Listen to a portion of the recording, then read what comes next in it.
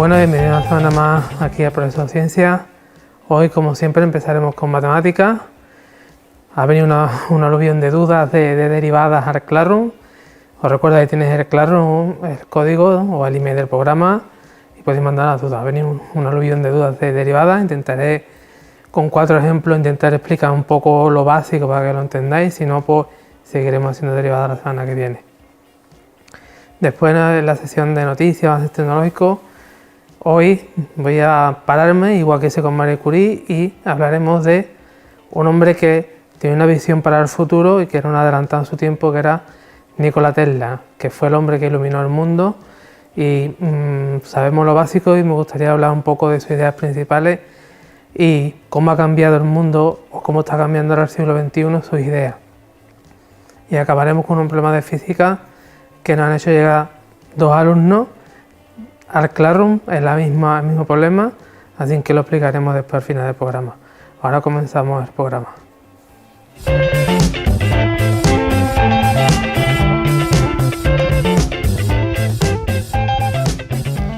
Bueno, como hemos dicho, comenzamos con derivadas. Hace una aluvión de derivadas. Si no queda claro, ya sabéis, tenéis el código del Classroom, uniros y mandaros dudas, o no importa si es derivada, o también tenéis el email del programa, ¿vale? Para mandar las dudas. He cogido 4 ejercicios un poco para explicar lo que son las reglas de derivación, explicar un poco las reglas de la cadena.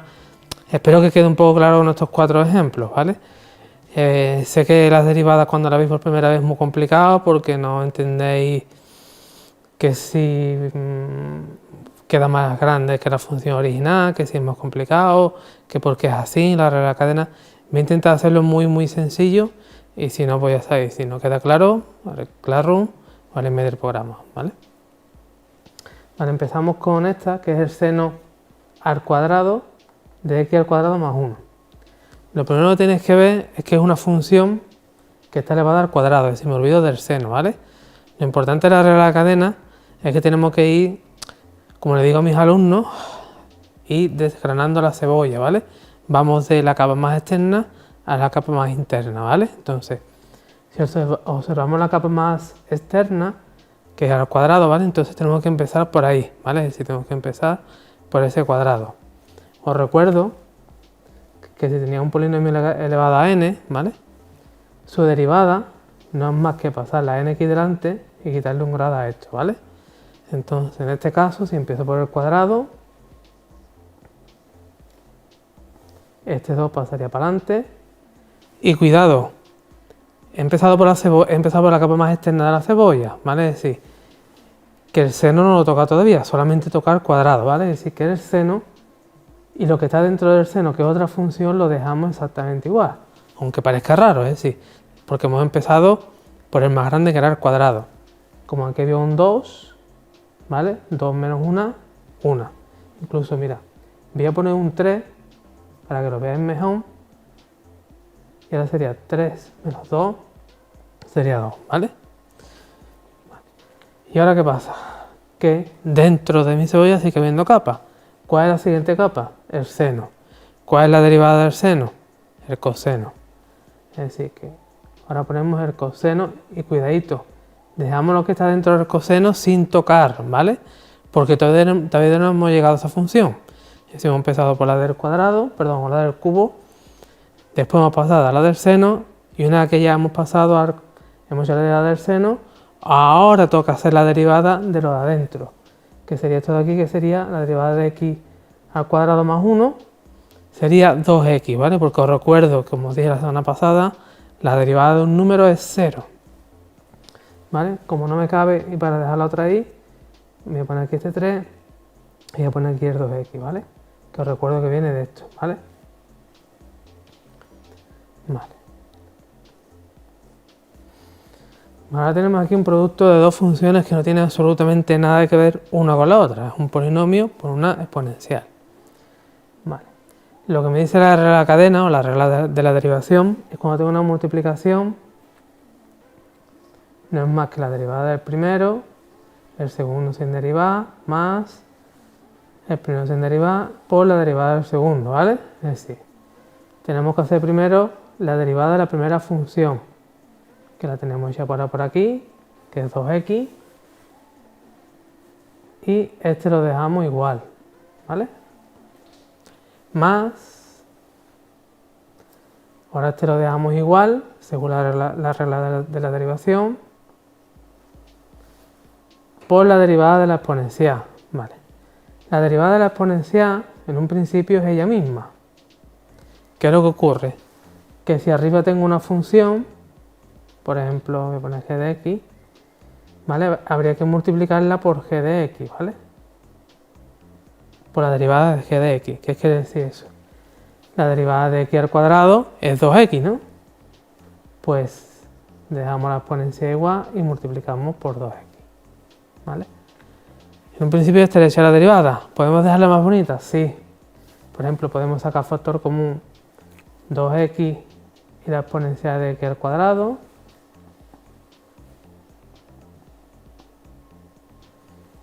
¿Vale? Y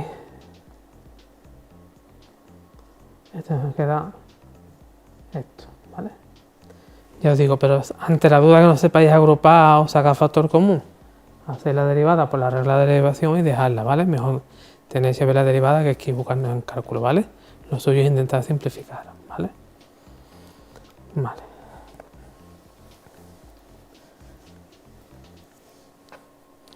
Ahora fijáis, tengo una división, ¿vale?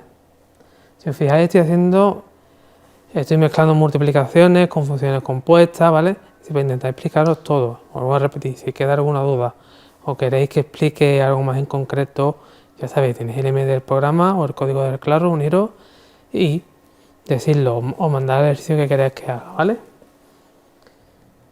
Ahora tenemos una división, ¿vale? Lo que me dice la regla de la derivación es muy parecida a la multiplicación. Sería la derivada del primero, o del de arriba, por el de abajo sin derivar, menos el primero sin derivar, por la derivada del segundo. Y el de abajo solo exclusivamente lo elevamos al cuadrado. Eso es lo que me dice la regla de la derivación, ¿vale? ¿Vale? Por ahora lo aplicamos aquí.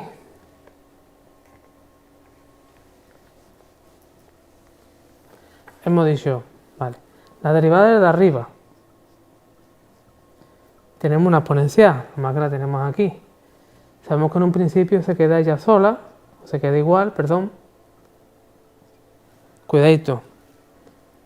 Como tiene otra función arriba, aplicamos la regla de la cadena y tenemos que multiplicar por la derivada de lo de arriba, que en este caso sería 2x. ¿Vale? Por el de abajo sin derivar. Menos el primero sin derivar y la derivada de x, como dije la semana pasada, la derivada de x es 1, es fácil de demostrar, ¿vale? El 1 pasaría aquí adelante multiplicando y 1 menos 1 0, ahora con la derivada de 0 es 1, es decir que la derivada de x es 1, la derivada de 2x es 2, ¿vale? Así sucesivamente. Todo esto por x al cuadrado. ¿Qué queremos dejarlo más bonito? Que no sabéis, nos dejáis así. Que podemos ver que podemos sacar factor común la exponencial y esto se me va a quedar como 2x al cuadrado menos 1 partido de x al cuadrado, pues así queda más bonito. A veces no vamos a poder sacar factor común y vamos a poder simplificar, entonces lo dejé así, es decir, os quedé aquí en este paso. Que podéis ir un poquito más allá, lo hacéis, ¿vale? Es importante que hagáis ese paso, ¿vale? Vale, por último tengo otra multiplicación, ¿vale? Aquí en este caso quiero hacer hincapié en este de aquí, ¿vale? O lo que es 2 elevado a x al cuadrado, ¿vale? La voy a hacer aquí abajo. Vale. La derivada de esto, os vamos a recordar primero qué es la derivada de 2 elevado a x. La derivada de 2 elevado a x es como la exponencia muy parecida, porque en un principio se quedaría ella misma, pero se multiplica por el logaritmo de 2. Pero lo que me dice la regla de la cadena es que si tengo un número elevado a una función, se va a quedar en un principio igual, pero por la derivada de lo que tengo arriba, ¿vale? Es decir, que la derivada de esto, en un principio se queda igual, por el logaritmo de 2 que es la base, logaritmo neperiano, ¿vale? Cuidadito. por la derivada de arriba, que tenemos 8 por ahí arriba, que sería 2x, ¿vale? Ya sería la derivada de esto, ¿vale? Voy a borrar por aquí.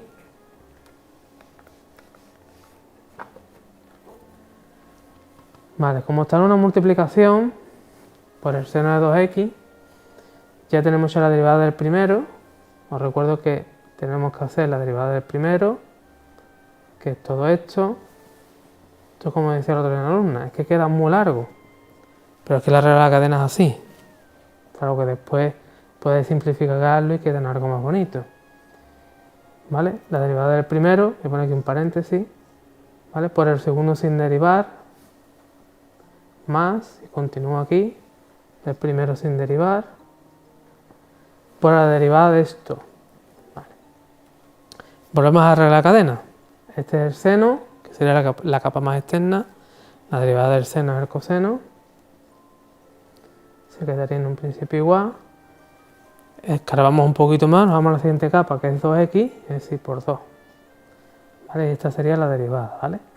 Yo he cogido 4 ejemplos, he mezclado algunos de los ejemplos que han mandado al Classroom, los he unido en uno, ¿vale? Para intentar explicar al máximo posible con 4 ejemplos todas las dudas que habéis hecho llegar. Si aún así queréis que siga haciendo derivada la semana que viene, ya sabéis, ya tenéis el email del programa o el código del Classroom, uniros y decirme que siga haciendo derivada. Y ahora continuamos con más contenido en el Profesor de Ciencias.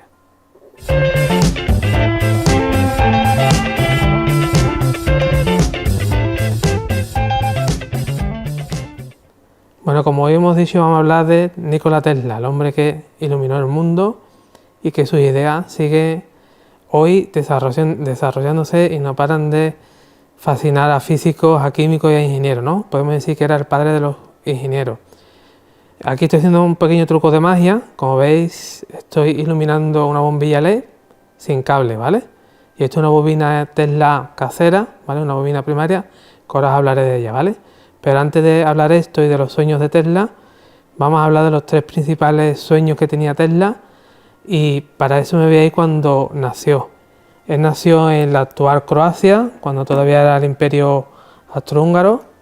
Curiosamente nació una noche de tormenta eléctrica, curiosamente no sé si tendrá algo que ver, pero nació una noche de tormentas eléctricas. Ya desde pequeño era un niño soñador, un niño que soñaba, observaba el mundo y él se pensaba que por qué los seres humanos no recurrían más a la naturaleza y explotaban la naturaleza para obtener energía, para obtener recursos. Era alguien soñador. De hecho, él con apenas 17 años tuvo un sueño que era obtener energía eléctrica a través de una central eléctrica. Años más tarde lo conseguiría y ahora diré por qué. Nikola Tesla, su padre era sacerdote, quería que siguiera sus pasos, pero sin embargo él no quería seguir sus pasos. Y aquí hay 2 vertientes distintas. Yo me voy a creer una, o me quiero creer una, y la otra no lo sé, porque no es muy fiable. Cuentan que Tesla enfermó con 17 años y que tras enfermar su padre le prometió a Dios que lo mandaría a estudiar a Praga, ¿vale? Hay quien dice que no llegó a matricularse a la universidad, que simplemente asistía. Cuentan que se aburría en clase como Einstein, no lo sé, pero hay otra versión que cuenta que se matriculó en ingeniería, que acabó en ingeniería y que a raíz de ahí fue a trabajar a la fábrica, a una empresa de telégrafo donde era dibujante o lineante, y después pasó a una fábrica de Edison, ¿vale?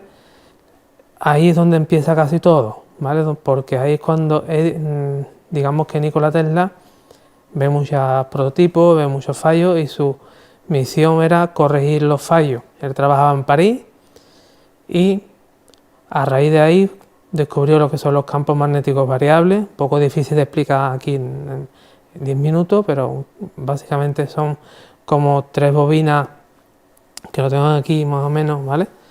3 bobinas, ¿vale? No exactamente, porque este es el motor de inducción que ahora hablaré de él, pero que sí que son 3 bobinas desfasadas a 120 grados, ¿vale? Que se le mete también 3 corrientes desfasadas a 120 grados y crea un campo magnético variable. Fue capaz de verlo, ¿vale? Y a raíz de ahí inventó el motor de inducción, que lo tenéis en pantalla, ¿vale? Su jefe, Charles, ¿vale? Le escribió una carta a Thomas Edison hablando de que había dos personas en el mundo que le fascinaban. Una era Edison y otra era un joven que acababa de conocer que trabajaba para la empresa de Edison. Edison, tras leer la carta, va y recoge a Tesla, bueno, lo recoge, lo hace llegar a Estados Unidos y cuentan que directamente de la Estatua de la Libertad pasó a la empresa de Edison. Tras varios meses trabajando juntos ya sabéis lo que pasó, porque eso ya es conocido por todo el mundo, que empezó la guerra entre la corriente alterna y la corriente continua. Los conocimientos de Tesla matemáticamente y de electrónica, digamos que ganaba Edison en ese aspecto, porque la corriente alterna, que es la que hoy en día tenemos, tenía más ventaja que la corriente continua de Thomas Edison. Para que os hagáis una idea, no voy a entrar en guerra, ni en pelea, ni lo que pasó en aquella época, pero básicamente para que sepáis la diferencia entre una y otra. La corriente continua, imaginad marciana, si la corriente continua hubiera ganado, hubiera llegado hasta nuestros días, en vez de un transformador, que lo tenemos ahí abajo en el pueblo, tendríamos un transformador en cada barrio. Y eso aún gastaría mucho más energía y por supuesto la factura de luz ni os cuento cómo sería. Sin embargo, la Nikola Tesla o la corriente alterna con un solo transformador iluminaba una ciudad completa, que es lo que ocurre por ejemplo aquí en Marciana. Tenemos un solo transformador que ilumina Marciana entera, ¿vale? Pues ahí empieza la pelea de alterna, continua. Edison, como tenía mayor poder, había desarrollado las bombillas, muchas patentes, tenía mucho dinero, digamos que al principio empezó a ganarle la pelea a Nikola Tesla. Nikola Tesla se sale de la empresa de Edison, que era su propia empresa, Tesla Industrial Electrical o algo así, si no lo he dicho mal, pero sin recursos económicos, ¿vale? Para eso se lía con Howard, ¿vale? Era un magnate de Estados Unidos que pone en práctica o le compra todas las patentes a Tesla, y ese fue el mayor fallo de Tesla, que ahora después contaré. La cuestión es que llega a la exposición americana de Estados Unidos y a pesar de que Edison iba ganando la carrera de continua alterna, porque Edison, fijaos lo malo que era, perdón la expresión, pero de todas las patentes que hubo una última que registró, que era una de corriente alterna, que era la silla eléctrica que todo el mundo conocemos, que se utiliza para las penas de muerte, para un poco desprestigiar a Nikola Tesla. Bueno, pues como os cuento, llegó a la exposición iberoamericana de Chicago, ¿vale? Donde, ya digo, Schopenhauer consiguió que el presidente de los Estados Unidos le dejara iluminar esa exposición, ¿vale? Esa exposición se iluminó con un bajo coste, con bombillas prácticamente, os voy a decir de neón, pero no eran de neón, pero eran de gas, donde Tesla también fue pionero, y ahí es donde la corriente alterna ganó, ¿vale? Y ahí es donde empieza un poco los mejores años de Tesla. ¿Por qué? Porque hace realidad uno de sus sueños, que era construir una central hidroeléctrica, es decir, aprovechar los recursos naturales para que la luz fuera gratuita. En este caso, construye la primera central hidroeléctrica en las cataratas del Niágara y consigue iluminar Búfalo a un bajo coste. El único problema es que Schopenhauer engañó a Tesla y utilizó cables. Tesla era más de no usar cables, de que llegara a nuestros días la corriente sin cable, es decir, una corriente gratuita para todo el mundo, pero no consiguió. Es decir, él durante años estuvo luchando para intentarlo, pero no lo consiguió.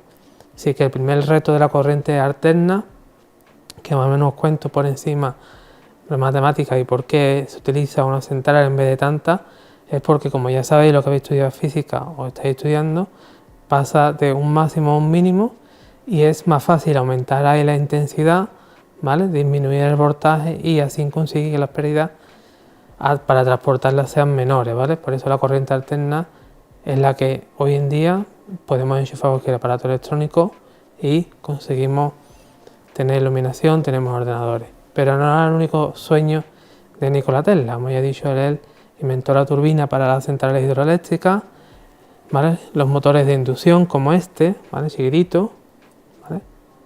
Que son los motores primitivos de los coches eléctricos de la marca que lleva su nombre Tesla, porque ya sabéis que Moon compró la patente del motor de Tesla y lo desarrolló.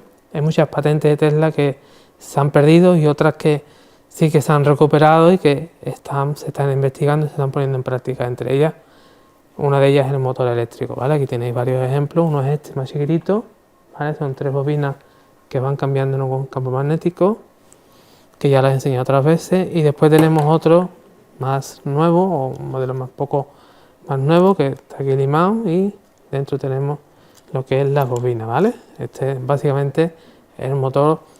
Bueno, después iría los rotores, iría más cosas, pero básicamente es el fundamento, es el principio de los motores eléctricos y lo que Tesla visionó.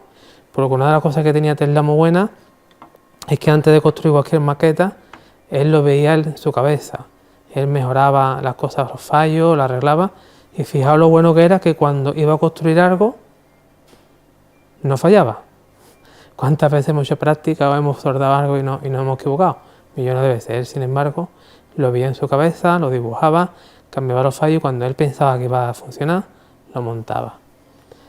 Vale, entonces Tesla tenía dos grandes sueños, que era, uno era por un lado iluminar, que todo el mundo tuviéramos luz gratis, que ya sabemos que no es gratis más en los tiempos en los que estamos, y que esa luz llegara a nuestras casas de forma inalámbrica. Antes de entrar en más detalles, voy a ser curioso. Os voy a contar una anécdota porque hay cosas que no sabéis de Tesla. Sabemos de la corriente alterna, la bobina que enseñé antes, ¿vale? Pero por ejemplo, ¿sabéis que Tesla fue el padre de los, por ejemplo, de los coches teledirigidos? ¿A que no lo sabíais? Pues Tesla, antes de la Primera Guerra Mundial, en la exposición internacional que hubo en Chicago, él enseñó un prototipo de un barco que iba con radiocontrol. Lo que pasa es que ni al ejército de los Estados Unidos, ni a ningún ejército, ni a ningún magnate le interesó la idea y se quedó en el olvido hasta años después que, bueno, ya sabemos que hoy en día coches, drones, pero Tesla fue el padre, es decir, él vio que había una forma de controlar los barcos, los coches con radiocontrol, es decir, fue el pionero de los drones, o por lo menos yo quiero pensar que fue el pionero, ¿vale? También otra cosa que no sabéis de él, por ejemplo, si yo preguntara quién fue el inventor de la radio, todo el mundo diríais Marconi. Es cierto, Marconi descubrió la radio, hizo la primera transmisión entre Londres y, no me acuerdo, Irlanda, ¿vale? Fue el primero con ondas de radio, construyó la radio, pero que no sabéis que Nikola Tesla llevaba ya años trabajando para hacer una comunicación entre su laboratorio y Europa. No lo sabíais, que no. El problema fue que también lo engañaron, es decir, él confió en un banquero de Estados Unidos que lo engañó y la torre se quedó ahí y eso hizo que Tesla entrara en un profundo decaimiento, ¿vale? Como todo el mundo sabe, Tesla murió solo en una habitación de hotel de Nueva York, ¿vale? Y principalmente fue por eso, porque este magnate banquero lo engañó, en principio le dijo que sí, y Tesla tenía un sueño que era muy bonito, que era que con 3 torres como esa, él podía mandar información a todo el mundo y transmitir también electricidad, porque él había descubierto, que no sabemos qué tipo de onda sería, pero era un tipo de onda estacionaria que él había visionado, que él había visto, que a través de la atmósfera llegaría o nos llegaría la información o nos llegaría la luz.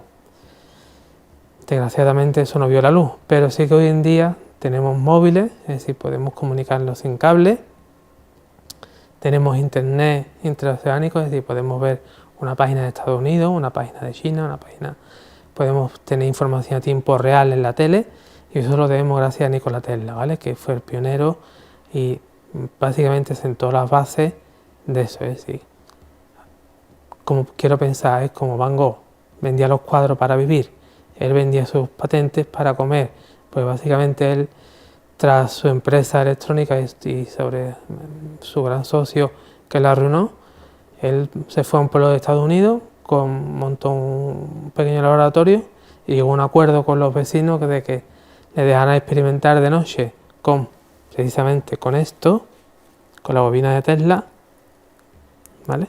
Porque él seguía teniendo el sueño de iluminar el mundo gratis, ¿vale? Sin embargo, se quedó en el intento, ¿vale? Él de noche, mientras la gente dormía, cuenta la leyenda, cuenta la historia de que él a unos 100 metros de su laboratorio plantaba bombillas y esas bombillas se iluminaban con la tierra o personas que tocaban esas bombillas cerca de la bobina de Tesla se iluminaba. Se quedó ahí. Él murió y con él murió muchas patentes que hoy, por ejemplo, estamos recuperando. Por ejemplo, a que no sabéis que los escudos antimisiles se basan en la bobina de Tesla. No exactamente en esto, pero sí que es verdad que los que escuchamos escudos antimisiles, creo que Estados Unidos y Rusia, que está más de decirla ahora, trabajan sobre la bobina de Tesla para construir escudos antimisiles más fuertes de lo que usan los restos de los países a través de la bobina de Tesla. Fue uno de los prototipos de Tesla que se quedó en el olvido. Yo quiero pensar que Tesla, la idea de que tenía de que la electricidad fuera gratis, la información fuera gratis, fue lo que lo llevó prácticamente a la ruina y a que la gente lo llamara loco en su época, básicamente porque era un visionario. Con esto quiero hacer un pequeño homenaje a un hombre que era olvidado, que aunque cuando hagamos campo magnético oímos Tesla, su nombre viene de él, porque fue capaz de un poco de descubrir y de desarrollar el magnetismo, pero sus ideas quedaron un poco en el olvido hasta el siglo XXI, donde se están recuperando algunas de las patentes. Para que hagáis una idea, en el MIT de Estados Unidos hay otro croata físico que ha conseguido cargar un móvil de los que tenemos hoy en día a una pequeña distancia del cargador, ¿vale? Todavía esto está en desarrollo, yo os animo, es decir, hay no solamente patentes de Tesla, hay más visionarios que quedaron en el olvido, muchas patentes que desarrollar y muchas ideas que desarrollar. Nunca dejéis de soñar, nunca dejéis de luchar por lo que pensáis, porque Tesla desde chico pensó que él llegaría a construir una central hidroeléctrica e iluminaría el mundo, y a día de hoy, en el siglo XXI, lo consiguió. Y ahora seguimos con más contenido en el Progreso de Ciencia.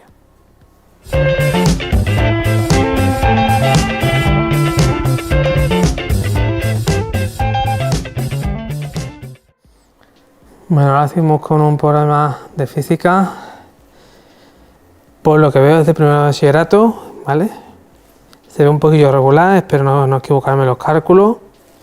Como ahí lo tenéis en pantalla, que tampoco sé si lo veréis bien, pero más o menos yo voy a intentar leerlo y poner los datos, ¿vale? Os dice, un bloque de 3 kilos se deja resbalar, es decir, se deja caer, ¿vale? Entiendo.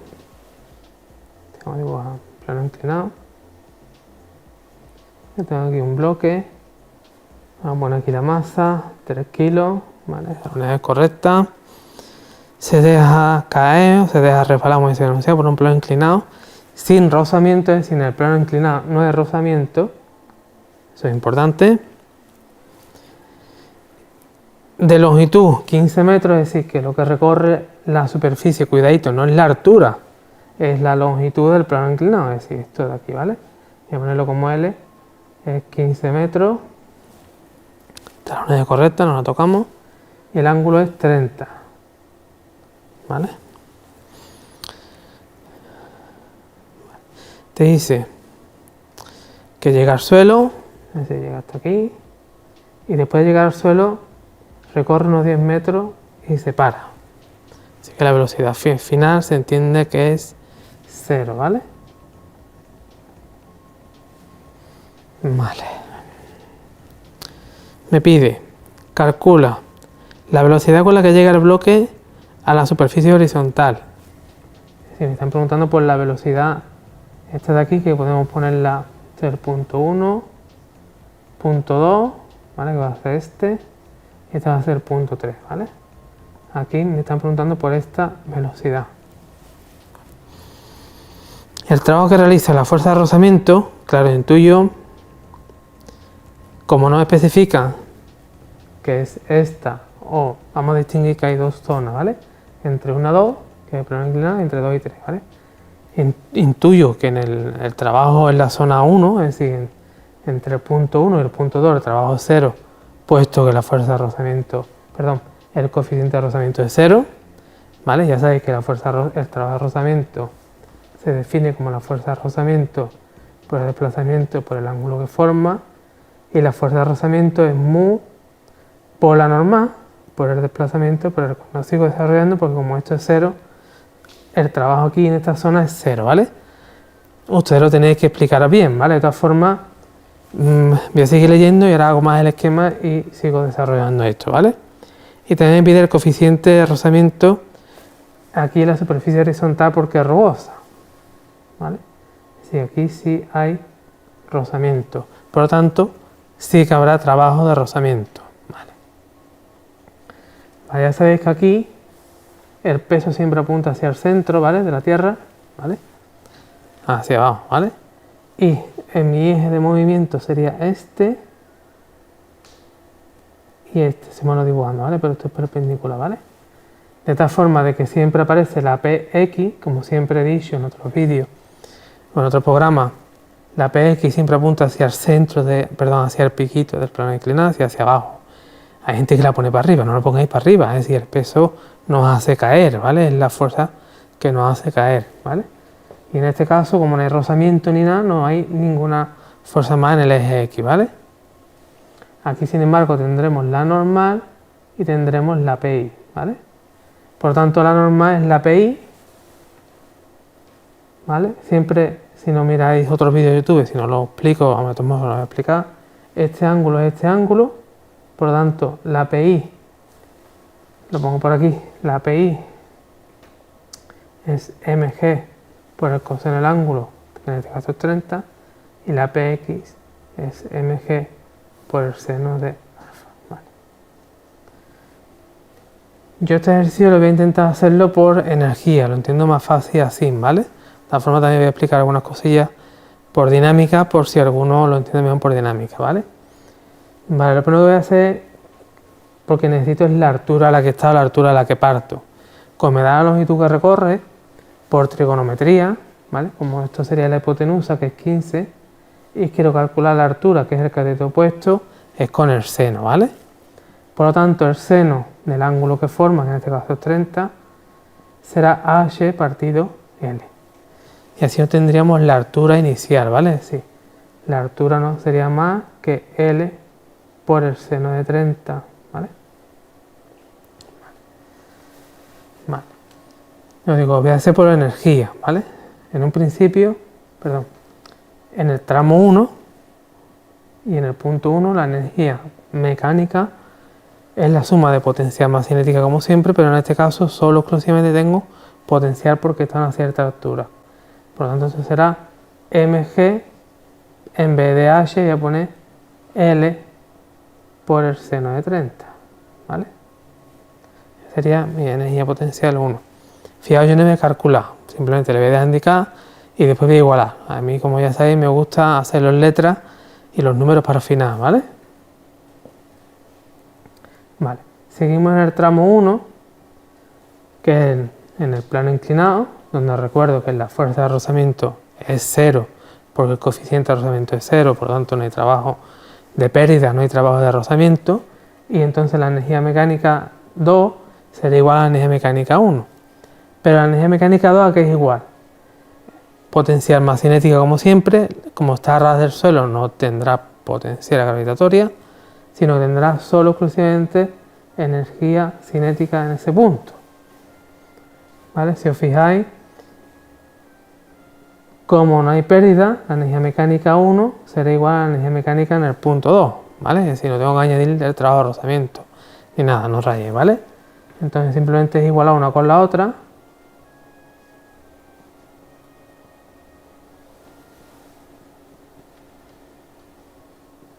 Las masas se me van.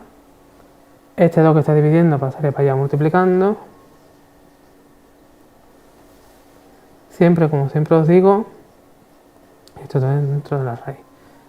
Que dejéis los números para el final, que los números lo que hace es liar, que siempre que os gusta la calculadora, meter numeritos, cuánto no me sale. Dejad los cálculos para el final porque después aún queda una cuenta demasiado sencilla, ¿vale? Ahora, si yo no me equivoco mal, que tengo los cálculos por aquí previamente ya calculados, esa velocidad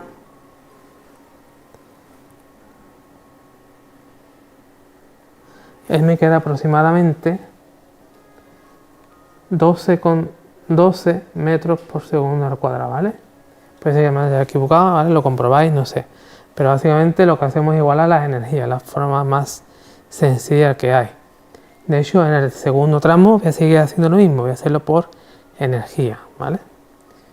De hecho, en entre el punto 2 y el punto 3, como si hay rozamiento, si habrá pérdida. De hecho, la energía mecánica en el punto 2, que ya sabemos que es cinética, será igual a la energía mecánica en el punto 3. ¿Y cuánto va la energía mecánica en el punto 3? 0. Estoy a ras del suelo, no hay gravitatoria, no hay cinética porque está parado. 0, ¿vale? ¿Eso es posible? Sí. ¿Y por qué no es igual una con la otra? Porque tiene pérdida. ¿Cuál es esa pérdida? El trabajo de rozamiento. ¿Vale? ¿Qué es lo que me preguntaba en el apartado B? ¿Vale? Cuidadito, ¿vale? Es decir, fijaos que el problema nos da, esto tengo que calcularlo, es decir, en un principio no lo tengo, me lo preguntan en el siguiente apartado. Es decir, yo entiendo que hay que hacerlo por energía. ¿Por qué? Porque al hacer estos ceros, ya tengo la velocidad calculada, es decir, puedo calcular la energía cinética, ¿vale? Y directamente la energía mecánica es el trabajo de rozamiento en la superficie horizontal. Si yo no me equivoco mal, ahí me queda aproximadamente unos 220, ¿vale? Julio, ¿vale? ¿Vale? Puede ser que me haya equivocado, ¿vale? Es decir, lo único que he hecho es esta velocidad al cuadrado por la masa que me da, que son 3 kilos partido 2, ¿vale? Y así entenderíamos el trabajo de rozamiento. Fijaos que hasta ahora yo no he sacado ningún dato ni nada, he utilizado todos los datos que me han pedido el problema, es decir, no me he inventado ningún dato, no he inventado nada, ¿vale? Es decir, simplemente he utilizado los datos del problema. Entiendo que es la forma más sencilla de hacerlo, ¿vale? ¿Podríamos haber calculado el coeficiente de rozamiento antes? Sí, de hecho vamos a hacerlo porque me lo pregunta el apartado C. ¿Y después calcular el trabajo de rozamiento? Sí. ¿Por qué? Porque aquí en el plano está claro que tendrá el peso y la normal, ¿vale? Es decir, que mi fuerza de rozamiento será mu, que no la tengo, ¿vale? Por la norma, y la norma es mu mg, ¿vale? Fijaos que, y aquí aparte, perdón, tengo la fuerza de rozamiento, ¿vale? Que va para allá. Este sería la fuerza de rozamiento. Una vez que tengo aquí el trabajo calculado, ¿vale? El trabajo de rozamiento sería la fuerza de rozamiento, que es mu, que es lo que no sé, mg, ¿vale? En este caso el coseno de 180, que es menos 1, que no lo vamos a poner, ¿vale? Por la distancia que recorre, que son 10 metros, ¿vale? Y de aquí despejaríamos el coeficiente de rozamiento, ¿vale? El coeficiente de rozamiento sería más que el trabajo partido mg por 10, ¿vale? Si yo no me equivoco mal, aproximadamente me queda 0,75. Parece que me haya equivocado en algún cálculo, ¿vale? Fijaos que no me juego a repetir normalmente ningún dato, no me queda asombrado, me falta el coeficiente, no puedo calcular el trabajo. Básicamente os tenéis que acordar el teorema de las fuerzas vivas o el teorema de conservación de la energía para el primer tramo que hemos hecho aquí, el teorema de las fuerzas vivas, que es este, que es cuando hay rozamiento, ¿vale? Que la energía mecánica 1 es igual a la 2 más lo que pierde, ¿vale? Así que sería lo importante. Y una vez que tenemos eso, pues ya me voy a la dinámica pura y dura y digo, oye, el trabajo sé que es fuerza de rozamiento por desplazamiento y de ahí lo podemos calcular. ¿Habría otra forma de hacerlo? Sí, si queréis lo hago en rojo, ¿vale? Para mí esta es la más sencilla, ¿vale? Porque algunos alumnos o algunos profesores no ven bien esta fórmula o vosotros no os acordáis, y es que hay una fórmula por ahí, la pongo aquí en rojo, que me dice que el trabajo de rozamiento depende solo exclusivamente de la variación de energía cinética, que no es más que lo que hemos hecho aquí, ¿vale?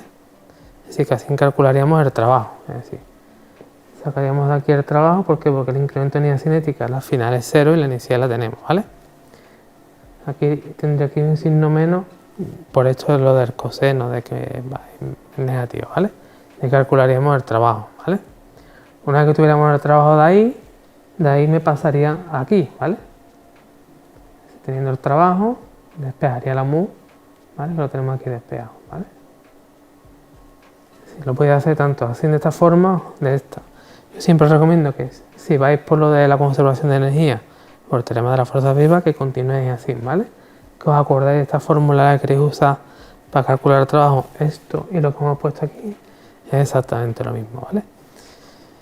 Y hasta aquí el problema de hoy de física, espero que lo hayáis entendido. Si no, ya sabéis, tenéis el código del Classroom, uniros, mandad cualquier tipo de duda o el email del programa.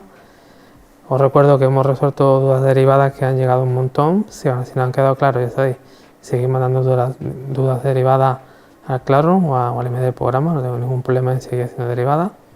Hemos hablado de un hombre un poco olvidado, Nikola Tesla, y sus grandes visiones y sus grandes patentes que hoy a día de hoy se siguen desarrollando. Y acordáis que tenéis wifi gracias a Nikola Tesla, que se me ha olvidado antes. Y hemos acabado con un problema de física. Espero haberos ayudado un poco a resolver vuestras dudas y nos vemos la semana que viene.